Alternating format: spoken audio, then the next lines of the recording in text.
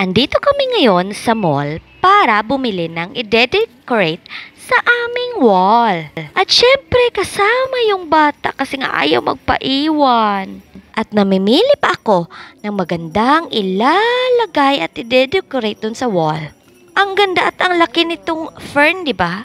Nasa 300 pesos each yan na malaking fern. At yung iba, sa 60 pesos, 70 pesos, 80 pesos.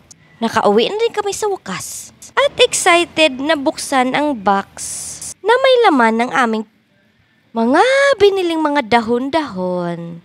Mas gusto ko kasing tingnan na puro dahon-dahon lang. At siguro maglalagay din ako ng konting mga flowers. Konti lang kasi mas magandang tingnan talaga pag full of green siya. O diba? Hindi pa pala yan yung final na decoration, guys. Nilagay lang namin yan as sample. At dahil hindi ko pa pala natanggal yung mga tag, tinanggal ko na naman ulit at tinanggalan ng tag isa-isa. Si Marvin kasi naglagay niyan sa wall kasi excited na din siyang ilagay. Pero sabi ko, syempre gusto kong ako yung gagawa. May pagka-artistic naman ako minsan, guys At syempre, kung nasa good mood naman, 'di ba? And now it's time to put on the plant decors, charots. Mas maganda talaga tingnan yung mga ferns, 'di ba, guys? Kasi pag titingnan mo sila sa malayo, para silang totoong mga plants, parang buhay na buhay, o 'di ba? What do you think, guys? Bagay ba dyan yung mga fern na ganyan ang pagka-design? At kung sa nakikita nyong hindi siya bagay dyan, well, mag-comment na lang.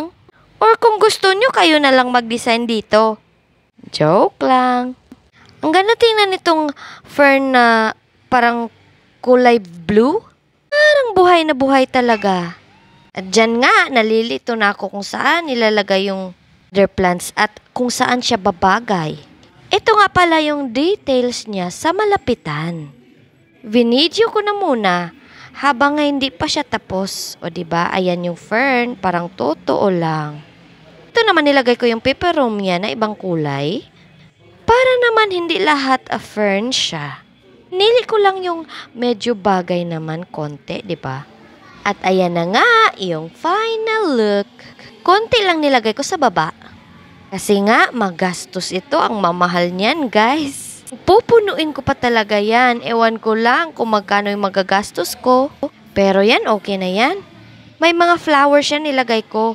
Color yellow and pink. Konti lang kasi nga gusto ko diba ng green. O, green lang. O sa mga gustong mag-selfie dyan, may Instagrammable wall na kami sa wakas.